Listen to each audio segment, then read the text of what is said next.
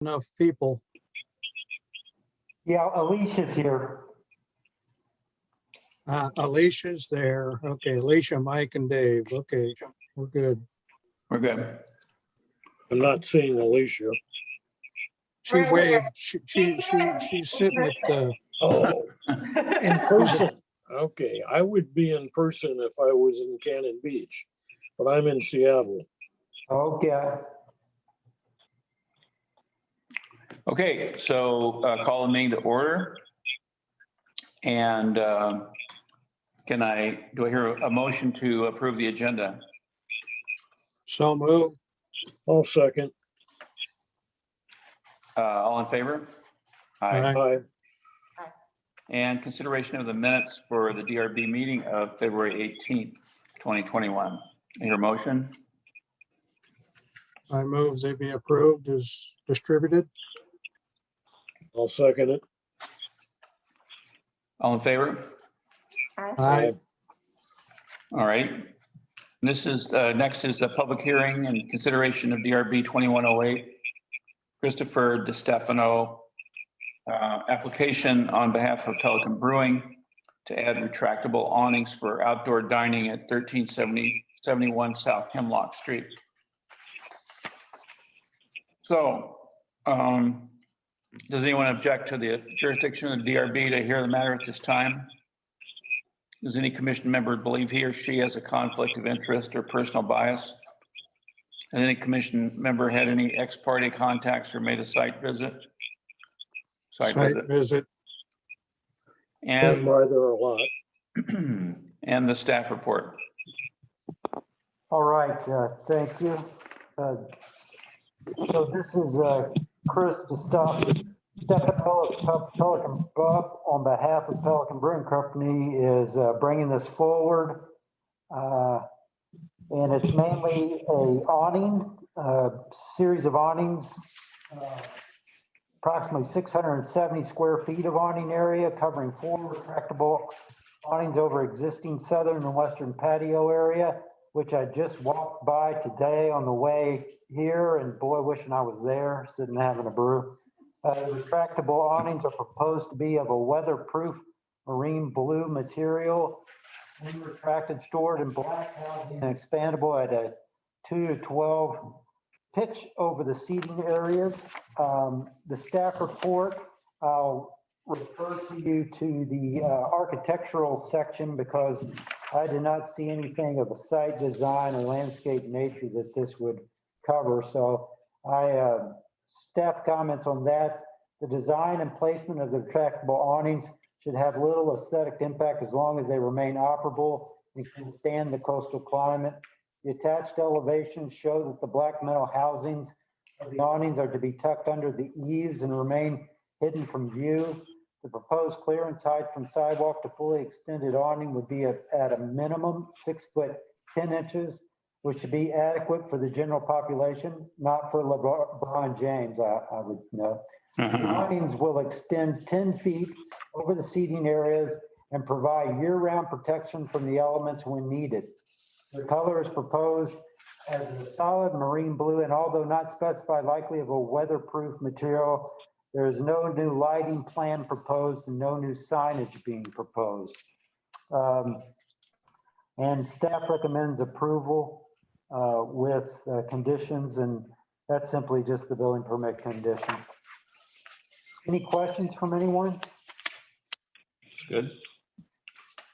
How tall is LeBron James anyway? I think he's like 6'11". Oh, was he that tall? Is he that tall? Oh, no, you're right. It's Durant is 6'11". It's LeBron's like 6'8" or so. Yeah, right. Yeah. LeBron's good. And Nurkic, what's his name? Nurkic. All right. This is a quasi judicial hearing.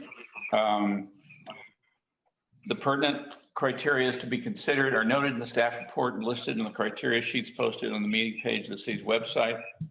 Testimony, arguments, and evidence must be directed towards that criteria or the criteria in the comprehensive plan or municipal code, which the person testifying believes to apply to the decision. Failure to raise an issue accompanied by statements or evidence sufficient to afford the decision maker and the parties An opportunity to respond to the issues precludes appeal based on that issue. Prior to the conclusion of the initial evidentiary hearing, any participant may request an opportunity to present additional testimony, arguments, or evidence regarding the application. The DRB shall grant such requests by continuing the public hearing or leaving the record open for additional written testimony, arguments, or evidence. Persons who testify shall first receive recognition from the chair, state their full name and mailing address, and if appearing in a representative capacity, identify whom they represent. So may we have a presentation by Mr. DeStefano? Sure. I just have a general statement. Is that the time to make that statement? That's the time. Okay. Well, first, very nice to meet you all, and thank you all for your time and consideration today. My name is Chris DeStefano, and I represent the Pelican Pub as the Director of Facilities. The Pelican Pub corporate offices are located at P.O. Box 189, City, Oregon, 97135, and I am also a resident of Pacific City. The Pelican Pub, 1371 South Hemlock Street, Cannon Beach, is requesting design review approval to add retractable awnings over their existing exterior dining space. These awnings will allow us to enhance our outdoor dining space by keeping our guests protected from sun and light rain. These awnings will be retracted during any inclement weather or wind conditions above 20 miles per hour. The awnings will have a built-in settable wind sensor to retract when the winds exceed a certain rating. The awning material is a breathable woven acrylic that is water resistant. The awnings are not designed to be used as a heavy rain cover, only light rain and mist. The property would only use the awnings during the days that we would normally seat on the exterior of the building, with the added benefit that we could seat during misty light rain days and those odd days in the winter when we can still get people outside. The property would extend all awnings on these days. It would be an all or none proposition. We would try to avoid that patchwork of one awning being retracted and the other one not being retracted. And we have currently are in communication and retained Pike Awning as the vendor installer. G3 Electric out of Tillamook would be the electrician. And if approved by the design review board, we would seek a permit for our install. And I'm open to questions. Any questions of Chris? You mentioned they'd only be deployed on certain times. I mean, I'm assuming they'll be rolled up every night that they are deployed. Is that correct? That is correct. Yes. Every night they will be rolled up. They'll not be left out during non-operational hours. It would become part of the operational plan, just like we're locking up the building at night. The awnings get retracted, the doors get locked, and lights are shut off. Thank you. You're welcome. And that was Mark, right? Yes. So any other questions? Okay. So are any other proponents? No. Any opponents? Hearing none. Staff response? No, I don't think so. Like Chris said, you know, I doubt any condition on leaving them up or down matters, because they're going to want to protect those as much as they can. And so I didn't see any need for anything. So I don't really have anything. Okay. Okay, we'll close the public hearing, and the board can discuss it. I guess I'll ask for any other comments, Mark or Dave or Alicia. This is Dave. Looks pretty good to me. I mean, it'll be a welcome addition for outside dining, I'm sure.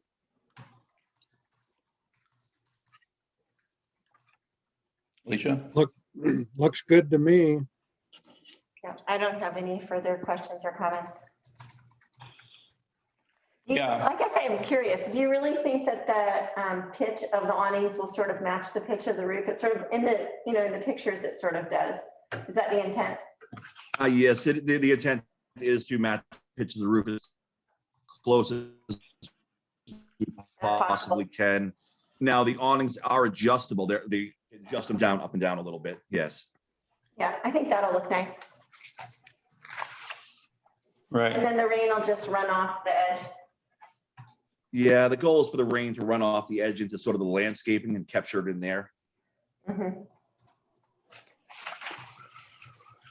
I don't have any issues with it. I think the color is appropriate and serves a good function. I think on a day like today or middle of the summer, you probably want to have it just for shade as much as for anything else. Is that the intention, maybe for shade?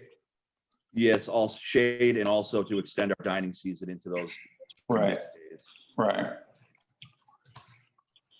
Okay. So do I hear a motion to approve the architectural design? I'll make that motion, approve the architectural design. Dave made a motion. Do I hear I'll a second. Mark seconded. All in favor? Aye. Aye. All right. Thank you. Thank you, Chris. Thank you all very much. I really appreciate it. All right. Okay, so next up, we have the church, mini church has brought forward, and I take all blame for this. Do not want to put this on Eileen, but she gave this to me back in November, I think. And I said, well, it's not, no pressing matter of COVID and everything. We're just asking that we have an updated plan. And she said that I met with her and she said they were getting ready to go through at that time, the landscaping team was going to review that and come up with a new plan to adjust it. And only one thing really has changed, and that's that number 10 location on here. And they changed that from a few Mount Fuji cherry to, I think, a red maple. And then I went and checked and took some pictures, and it looks like to me that they planted the Hanoka, is it Hanokai? Hinoki. Yeah, Hanoki cypress and other shrubs to well beyond the number that they've set on here. So, and they've got others that they're going out to get next weekend. So I just wanted to update you guys, and if you had any questions, ask you if you had any questions. Oh, so this is not a hearing. No, it's a non-hearing item. Yeah. I see.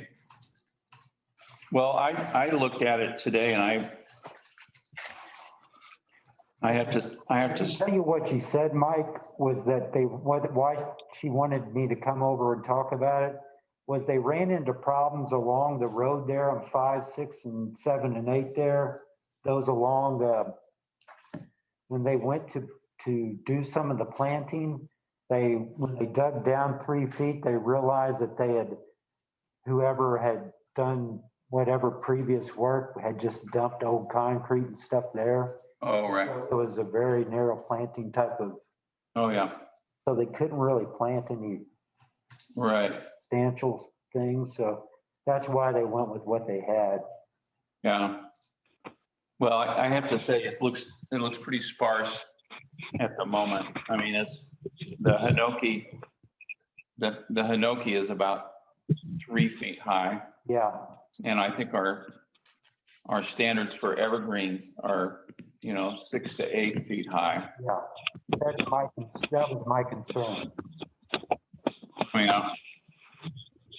I mean, it's kind of ironic. I mean, you look back on the other side of the parking lot, and Here's the pictures I took.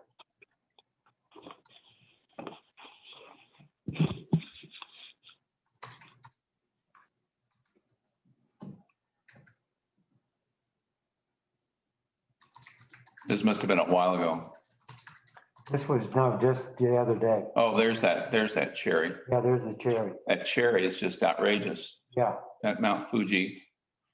But that's up against Pig and Pancake where nobody gets to see it. yeah, yeah. It's been in the back of the parking lot. I mean, I think in retrospect, I'd like to see a line of flowering cherries along Washington Street there. Yeah, I mean- don't think the problem is when they dug these up, she said they just didn't have any planting space for the root balls. Yeah, well, I mean, a machine would be able to deal with that, just a little bucket on a mini excavator could go down as far as they want, but we already made our decision on the Hinokis, didn't we? Yeah, Well, my recommendation is that they find a lot more material to put in those beds, the 5, 6, 7, and 8 that are along the street, because it sure looks like nothing now to me. these here, I mean, the first one, that one's okay, but the other, 6, 7, and 8 are sparse, very yeah, sparse. and I think like she said, they had hoped to, this next weekend to put more out there. So next meeting, I'll come back with some more pictures of it. Okay. All right. The other one I wanted to bring up, it's not on here, it would go under this discussion items, is castaways. And so, I Yeah, don't know what day I contacted you, but I think last week, the beginning of this week, or I was out checking another site and saw they had, it was previous to this past weekend, saw that they had leveled that and it started working on all that lawn out there. And I said, do we have a DRB application? I don't remember seeing anything on this. Right. And so I contacted Mike and I said, I contacted the owner and is it Josh? Is it Josh? Josh, yeah. And so I said, Josh, I said, you got to have a DRB application for any kind of exterior alteration. And he said, even a landscape? And I said, yeah, even a landscape. And so I said, so I sent him the landscape information. Now you have to have 10% in softscape and 10% on hardscape. And so I'm not really worried about any of the percentages. I think even with these planter beds, they don't look that big compared to, but they very easily could be 10% of the property. But I am concerned, and so that he does have an application in that will be on next month's agenda. And I told him, you're welcome to go ahead because of COVID. He was talking about the COVID concerns of having seating area and everything. And I said, well, go ahead. I said, but you have to be aware that this has to go before DRB and you take the risk of having to take whatever out and replace it and do whatever. And he said, okay. And so this is what we have. He's going to come, like I said, before you next month. So I don't really want to get into a discussion because I think that'd be outside of the bounds of what we can do. Right. But I did want to let you know that it didn't go without notice that this did not have a DRB application. Right. yeah. When I passed by, I thought, that looks kind of like hardscape to me. Is it going to violate the percentage Yeah. hard and soft? And Mark, one of the things I want to bring up to all of you all is, code official is, he should know better and to give me a call on something like this. But, I don't get out in the field every day. And so things can get going pretty quick in this town in a day. So if anybody sees anything, feel free to give me a call or drop me an email or text, because I need to know about this and let code officials know as well so that we can respond to it immediately. Yeah, Okay. I saw it too, and I thought about calling you, and then it completely slipped my mind, so.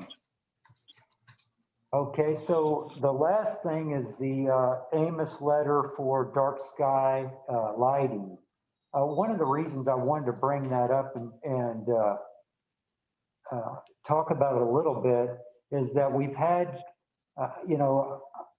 a few complaints and a lot more recently on dark sky lighting. And I wasn't here back when it was passed or any of that, but I did want to touch on the exterior lighting standards. As you know, there's quite a bit in the DRB language about it. But in the residential section, there's also a residential lighting component. And it talks about it here. I've done also a graphic that, let me see if it's still up there. Can you turn this monitor on, Joe? Oh, sorry, yeah.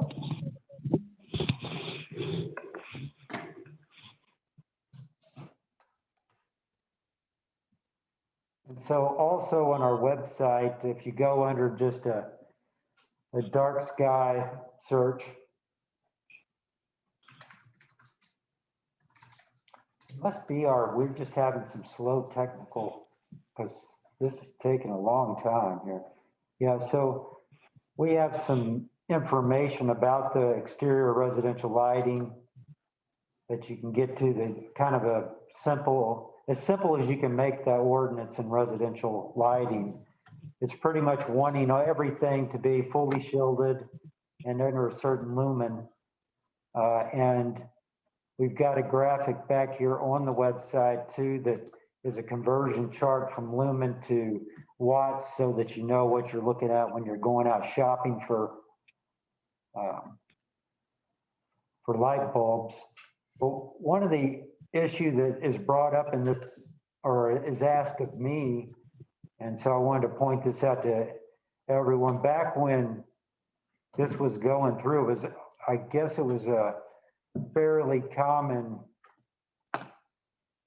question as this went through, and Mark's Barnes's staff report speaks to it. So let me find that staff report real quick. Okay.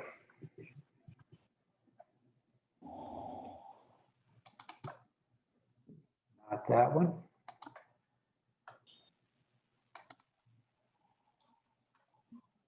Okay, this was the draft language, so maybe it's this one. Yeah, okay.